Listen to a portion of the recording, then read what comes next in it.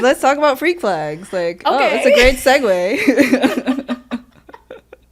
What about them? Well, listen, what I do admire about you is like you are about your sensual, divine feminine essence and energy and your sexuality, and you're not afraid to show it, talk about it, express it on different platforms in different ways. Yes. So yeah, let's touch on that. Like how did we get to your current freaking of the flags? Right. So when I first started freaking flags, Nice. I realized that no, so I think that is even a great segue, because I think I realized how free I was, and it kind of led me to this liberation moment of understanding that my sensuality does not have to be reserved and preserved for the highest bidder or the most courageous, most integritous human, and you got to save that for the person who loves you the most and treats you the best and pays for all your dinner. And it's like, when is my sexuality mine? Like, do I get to ever have autonomy over when and why I express this? Or do I have to wait for some outside person to give me the permission? You know what I mean? I think so much of my youth was about that, like not even feeling that I could provide sensual fulfillment to myself without some type of outside support or help because of just pure ignorance and also like religious programming. So I went through so much of my, like, what's the word, like post, like maturation, early young adulthood, suppressing my sensual desires and also praying that each person that I met would be my husband so that I could finally express them. So it's like, okay, this has to be my husband because that's the only way I'm allowed to experience this pleasure and not go to hell. Yeah. Wow. Woo! Okay. So that put a lot of pressure on those young men, right? Yeah. And now they're like, whoa. Yeah, they're like, why are you coming for me, girl? And Like, you I'm trying to get like, married, need a ring? I need you to do this or I'm a bad person. So do you love me or not? And so now I'm this stage 5 clinger, and then I'm attracting these avoidance. It was just a whole thing. I can imagine. Yeah. Wow. Yeah. So now all that to say, through living alone in Abu Dhabi and ending my last relationship around that same time, right around the pandemic, I started exploring my sensuality for myself for the first time into my Saturn return. And that's when I realized that I'm attracted to women, something I didn't even have access to That part. until I turned 30 years old, which is like amazing. I was like, whoa, okay. And then I finally was able to fulfill myself by myself with myself. Yeah. And that felt very powerful because I absolutely was one of those people who was settling in that space of, okay, I know this person can give me this level of pleasure, so I kind of just have to tolerate these aspects of them that I'm not vibing with. And I think so many people do that to the day. And I don't find that to be fulfilling or reciprocitous anymore. Yeah.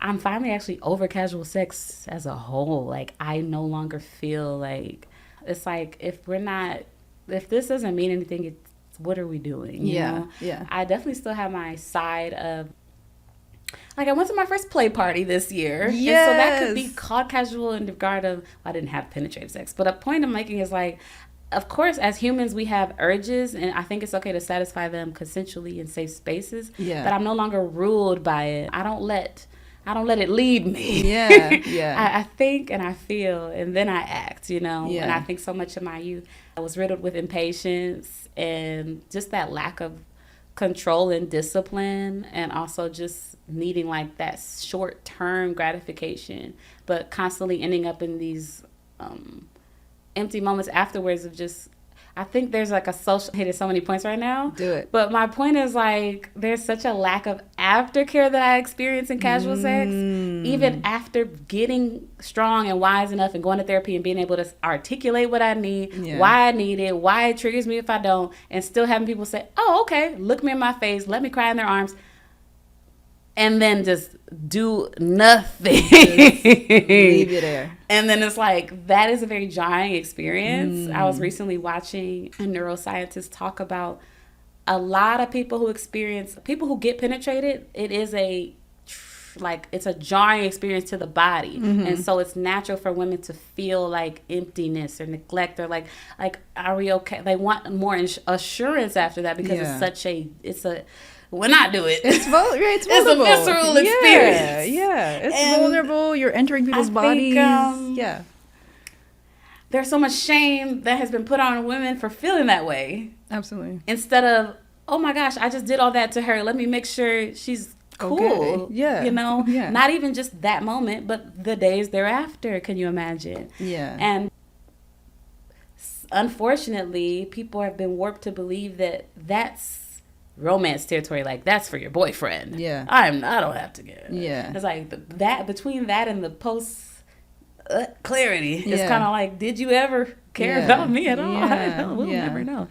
So yes, all that to say, I started taking pleasure into my own literal hands and creating a safe space for myself where I didn't have to worry if I was going to matter the next day to the person or worry, is this person my husband, or worry about any of it. I get way more respect, and I've created like the biggest boundary of all, which is a digital camera. So I can express my sensuality with audiences without them ever having to be in the room to possibly harm me or disrespect me. And also make money. So it's a win-win-win-win situation. I started recording myself during my sensual moments that I was already going to do. So it's never, I gotta go do this thing for this money, and I gotta take my clothes off for these guys, and it's like, these old videos, the 500 videos that I recorded over the last 2 years, I'm about to run them up. I enjoy voyeurism, so being watched makes me very happy. I love that for you. And I get to be watched from the comfort of my home. So I got to be able to, I have a lot of kinky desires that I found healthier ways to express without putting myself in harm's way. Because my younger self will physically put myself in places where, you might get this kink you want, but at what cost? Yeah. You know what I mean? Yeah. I'm being so transparent. It's like, that is such a, it's a multi-layered thing. I wish there were safer places to be kinky. There are now more Black BDSM and kink spaces being developed and created for people to express those desires without having to be around people who don't understand consent, who don't understand aftercare, who don't think about those things. So I think it's very important because I just see so much of society talk about people who are kinky or people who do OnlyFans or people who make erotic content. They're asking for it. They're asking for disrespect. They shouldn't be surprised when someone wants to harm or worse, them or doesn't respect them. And it's archaic at this point. I'm still like a human being. And I feel like there's such a negative stigma on people who are comfortable in their sensuality. And that's what led me to the shame that led me into those other people's arms to begin with. You know what I mean? So, it's fun. But no, you made a few points there that I kind of wanted to touch on. Sure, I know I went all over, but listen, your Aquarius mind is beautiful. We keep track, don't worry. Yeah, so one of them being, you finding just ways to express your sexual, sensual nature and just moving through that,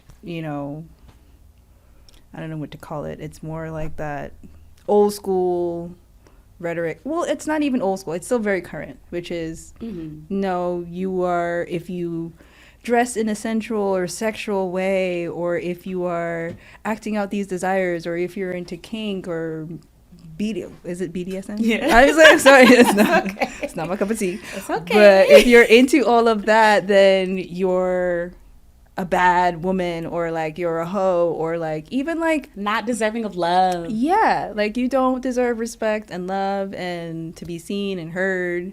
And I love that you had pushed through that for yourself just to see and explore what that feels like and means to you, and how you can share that with other people in the space that aligns with, all the things.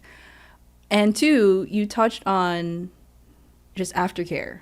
And I was like, I don't think I've heard that being discussed, but it is a need. It's there. For sure. For me, absolutely. Do you find that you get that in the spaces? Like if you go to the play parties, do they offer those like cares? Because I mean, you're kind of connecting with strangers. I mean, do they care? Right, and that's the thing. That's the thing. Now, I will preface this. I'm getting excited. Yeah. I will preface this with I'm only just one big toe into this space. Yeah. There are other people who I'm meeting who are veterans in this game, right. Up, down, left, right. Right? I'm saying for anyone who does have interest in this, doesn't want to put themselves in a space that doesn't welcome people who look like them and maybe doesn't want to do these types of things alone, definitely I'm a resource. Hit my social media because it is tricky waters.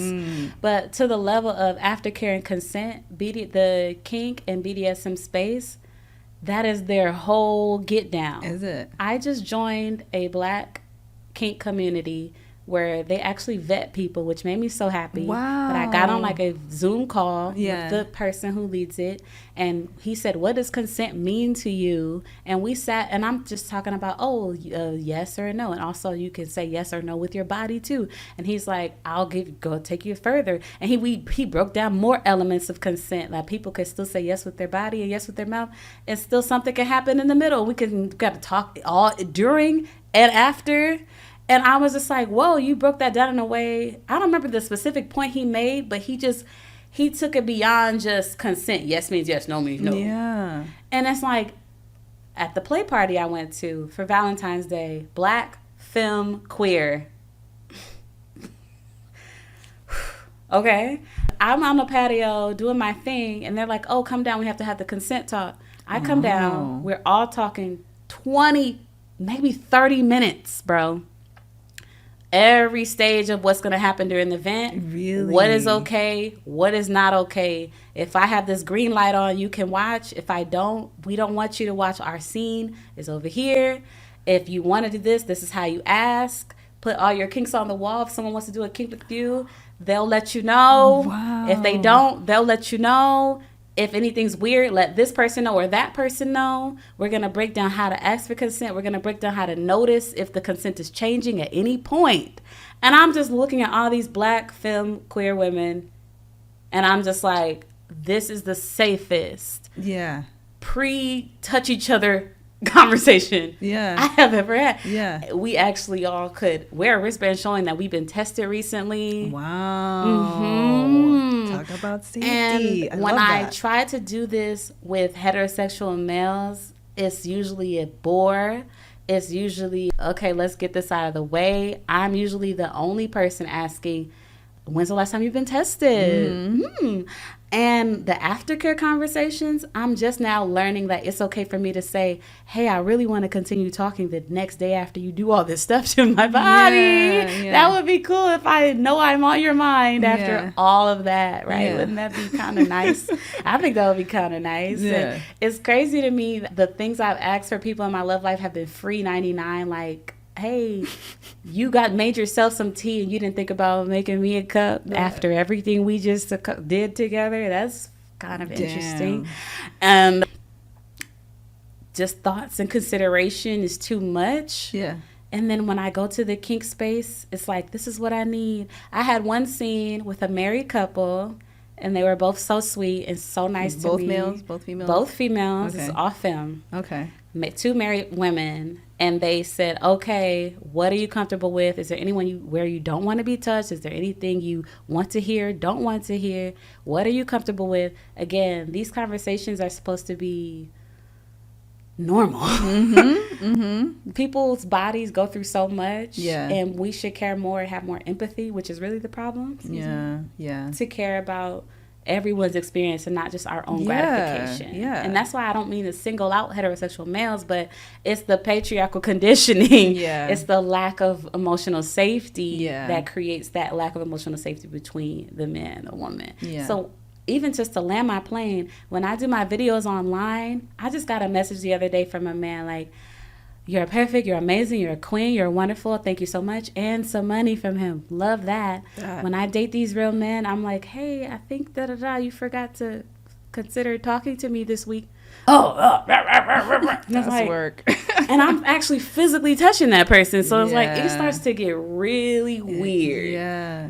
when I think about emotional validation, used to be okay for me. Being told I was pretty used to be enough. And it's like, what is this? What are we actually doing? Yeah. I'm supposed to do all this with you and you just tell me you look good and I just like, yay! And they want it to be equal so bad, but it's not. Yeah. Wow.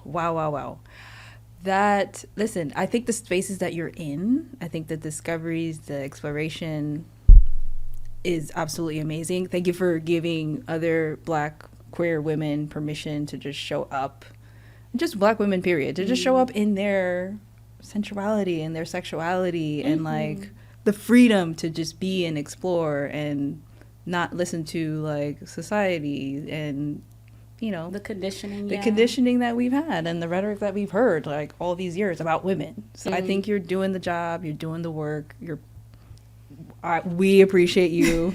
Because like I said, I'm not personally into that. Like I'm more of a one-on-one person because Lord knows I'm sure it's work to connect with so many other different people in the space. But it's so beautiful. I totally admire that about you. But yeah, as we wrap up here, I just wanted to you know, understand from you, because you date both sexes or everything in between, people that don't identify as, you know, one sex or the other. But do you find that do you get that like care, like aftercare? Do you get that, like, is it different with women than it is with men?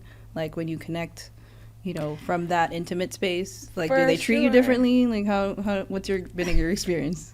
So honestly, I'm still navigating. It's still uncharted waters, me dating women. Yeah. The women that I connected with at the play party was kind of the second experience that I had, and the first I had was a threesome with a couple, but it was a guy and a girl. So I've never I'm just now putting this together. I have not connected physically with a woman who was not in a relationship. Spicy. Okay, look at you. All consensual. Get it. So I've been like a little unicorn, which is very unique. Yeah. And fun. Yeah. But I haven't had that one-to-one connection that I do desire that to see. I cannot say at this point across the board women are better. It's definitely something I was telling myself years ago, like when I was more hurt, you know. But I think both genders have the ability to be neglectful or inconsiderate. Right. I think it's just more so about an empathy muscle. I like to call it a muscle. I think empathy needs to be worked. Yeah. And I think a lot of tops, I start making it men and women more about tops and bottoms, really. Yeah. Because I think bottoms have to have an extra level of empathy as a whole, because we literally deal with a lot. You know what I mean? Yeah, it's you're like, receiving. Yes. That's a lot. Yeah. It could be a lot when I do it. So then, sorry, I got excited. Be excited, girl. I look forward to dating women. I feel so square for being like, what? People are like, how's it going with the girls? And I'm like, I don't know. I don't know yet. Yeah. I know I'm worthy. Yeah, I know I'm doing what I'm supposed to do. Yeah. But I'm just waiting for that reciprocity, and I guess we'll talk about it next time. Yeah, for sure. You got to come back. Like, there's so much more. But the married couple that I met, they were sweet, and they did check in, and we actually went on a date after me and the married couple, and it was so cute, and we're cool now. I love this for you. So that did give me a little aftercare, It wasn't just like, oh, all right. Yeah. That was nice. Thank you. I hate that. Yeah. Because it's like, it never gave that. So please. Yeah. But does it feel different, like sexually, like being with a woman versus being with a man? Or does it feel like all the same to you? I feel like I need more experiences with women, to be honest. But I still haven't taken I haven't been, anything penetrative, anything that I feel like is more serious. Yeah. Just more so foreplay and sensuality, which I feel like as a whole, just us being more feelers naturally, I think because we're women, we understand that it's cool to take our time with foreplay because we both understand. Yeah. I know for me and my body, it takes me longer than I notice some men like for me to feel like fully stimulated. I feel like some men, because it's like, whoop, okay, I just want to, and it's like, yeah. Could we take? You want to kiss my body? Yeah. I don't know. It's been people trying to skip the part where they kiss my lower body, and I just feel like, nah. It's a no. It's a no. Are we okay? Did you feel like that wasn't important? That the fact that I'm verbalizing that you reminding you is weird for me. Hello? Yeah. So, yeah, I think women will probably not skip that. No. So that would be nice. I'm sure I've heard. I'm sure there's other women that don't. I'm sure, yeah. But it's like, but for the most part, I feel it's important. What are we doing if we're not? What are we doing if we're not? It helps. Yes. What are we doing if we are not getting to the flower, to the feminine energy? That's where all the magic is. Like, how are we not connecting? People are allowed to not want to do that. I absolutely think that should be verbalized before people stimulate each other. That's not that's not what I do. We do everything else, but not that. Yeah, I should not be finding that out. That's crazy. Yeah. But how do you identify? Are you like bisexual, queer? Like, how do you? I just like queer because it's a nice umbrella. Because I definitely sometimes feel panny, you know. Okay. But I think queer is just a nice umbrella because I also am open to open relationships. I'm also open to polyamory. I'm also open. You know what I mean? So it's like I am unconventional, darling. Yeah, I love that about you.